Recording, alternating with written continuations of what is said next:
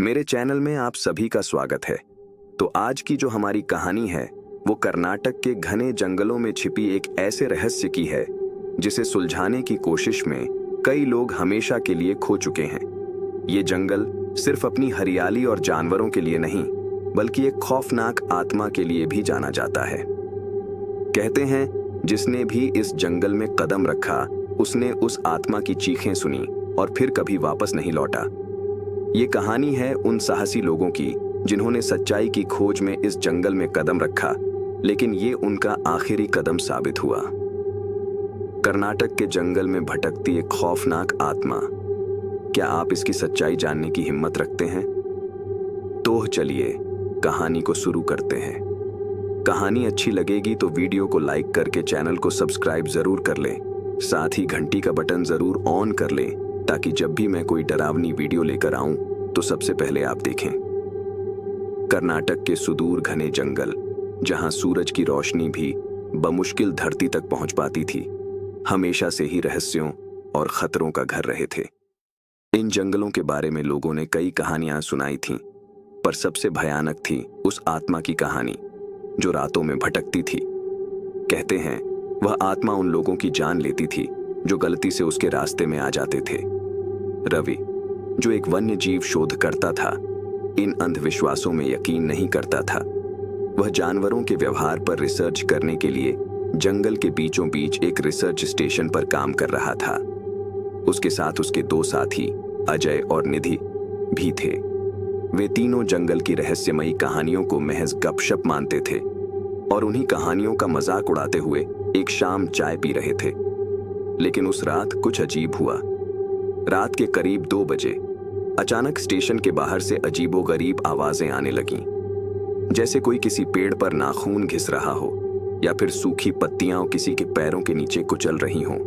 रवि ने सोचा कि शायद कोई जंगली जानवर होगा, लेकिन आवाजें धीरे धीरे बढ़ती जा रही थीं और अब वे उनके बिल्कुल पास थीं।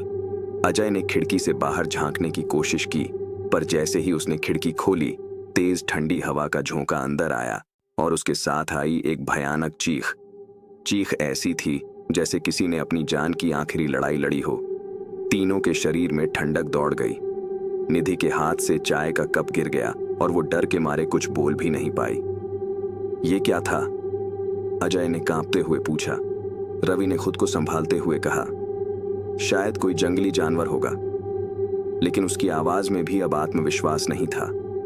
उन्होंने बाहर जाकर देखने का फैसला किया।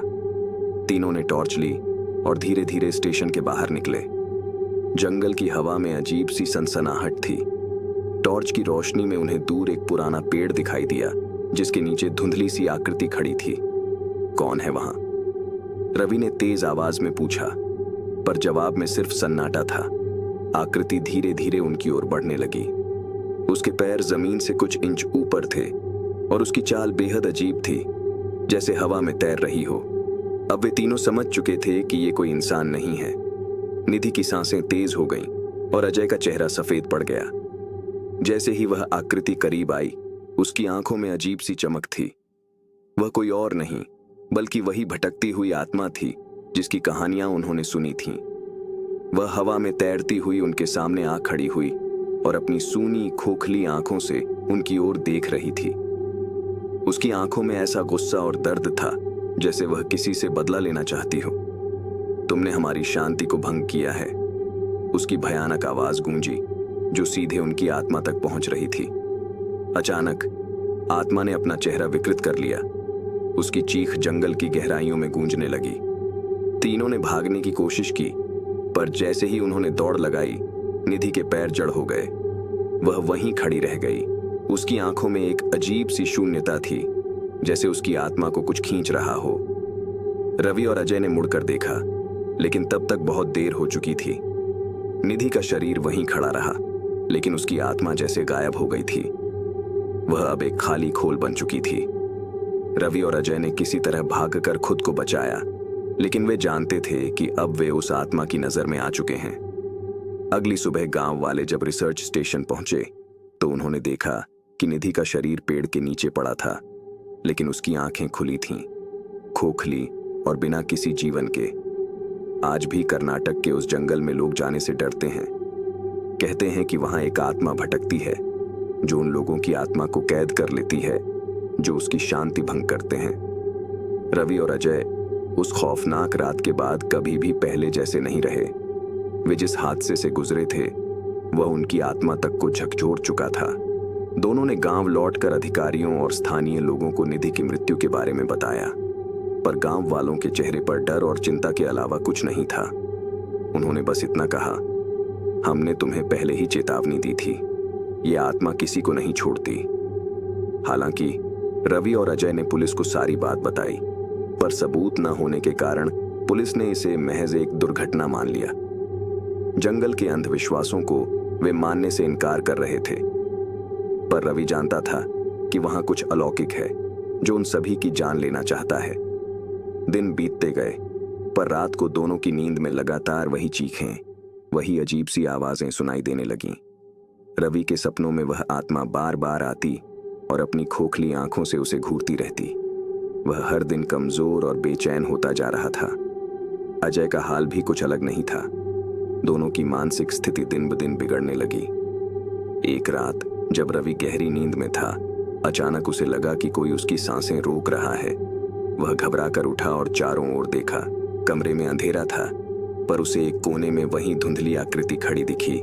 वह आत्मा फिर से उसकी ओर घूर रही थी। तुम मुझसे बच नहीं सकते, उसकी घिसी पिटी आवाज गूंज रही थी। रवि ने चीख कर अजय को जगाने की कोशिश की, पर अजय अब कमरे में नहीं था।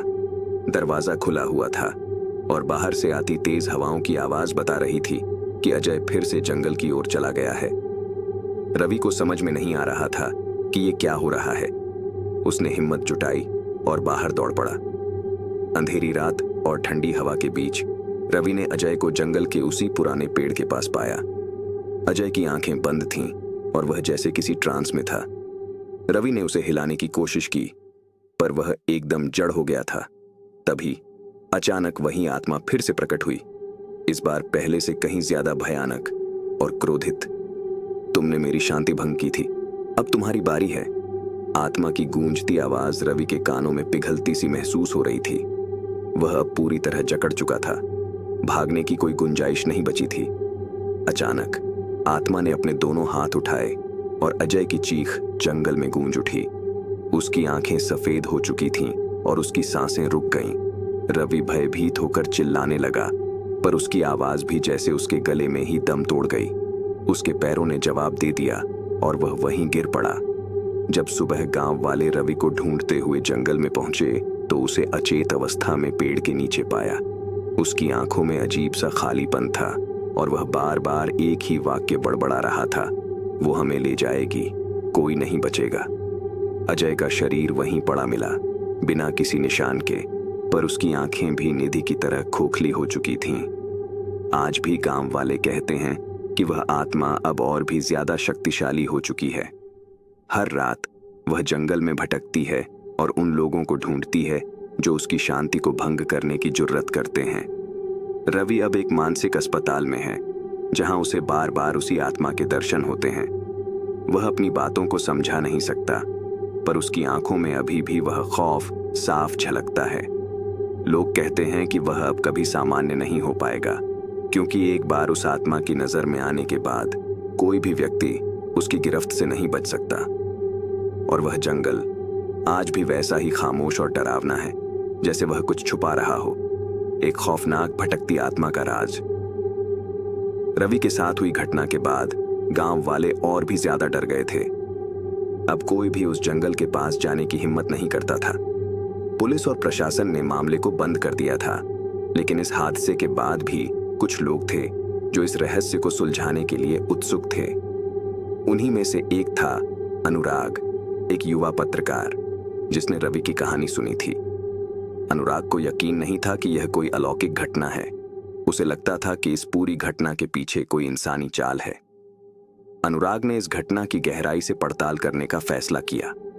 उसने अपने साथी जावेद और प्रिया को साथ लिया और जंगल में जाने की योजना बनाई। अनुराग के लिए यह सिर्फ एक खोजी पत्रकारिता का काम था, जबकि जावेद और प्रिया को भी यह कहानी एक मिथक जैसी लगती थी। गांव वालों ने उन्हें रोकने की कोशिश की, लेकिन अनुराग अंधविश्वासों पर विश्वास नहीं करता था। वह कैमरे और रिकॉर्डिंग उपकरणों के साथ उस जंगल की ओर निकल पड़ा, जहां से कई लोग कभी लौटकर नहीं आए थे। रात का समय था जब वे जंगल के किनारे पहुंचे। जंगल की हवाओं में एक अजीब सी सिहरन थी, जो वहां मौजूद हर पेड़ के पत्तों में खामोशी से चल रही थी। तीनों ने टॉर्चें जलाईं और जंगल के अंदर घुस गए। जंगल के बीच में चलते हुए उन्होंने उस पेड़ को ढूंढने की कोशिश की जिसके बारे में रवि ने बताया था। अचानक उनके कदमों के नीचे पत्तियां चरमरा उठीं और दूर से एक धीमी पर खौफनाक सरसराहट सुनाई देने लगी। जावेद ने रुककर चारों ओर देखा। यहां कुछ तो है, उसने फुसफुसाते हुए कहा। प्रिया ने हंसते हुए कहा, यह बस हवा की आवाज है, इतने डरपोक मत बनो। लेकिन अनुराग का ध्यान आवाज पर था। वह जानता था कि यह हवा की सामान्य आवाज नहीं थी। धीरे धीरे आवाज और करीब आती गई।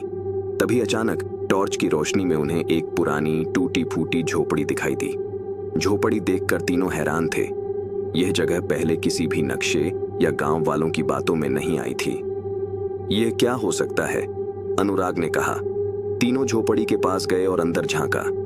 अंदर सब कुछ बिखरा हुआ था, जैसे कोई सालों पहले यहां से अचानक भागा हो। दीवारों पर अजीबोगरीब चित्र बने हुए थे, जैसे किसी ने घबराहट में कुछ लिखा हो। एक कोने में कुछ पुराने कागज और एक टूटी हुई लालटेन पड़ी थी। जावेद ने कागज उठाया।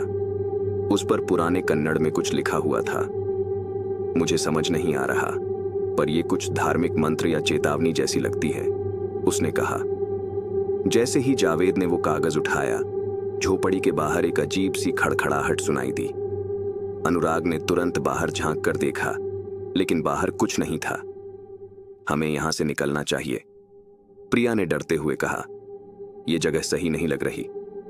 अनुराग ने हिम्मत जुटाई और कहा, हम यहां सच्चाई का पता लगाने आए हैं, हमें आगे बढ़ना चाहिए।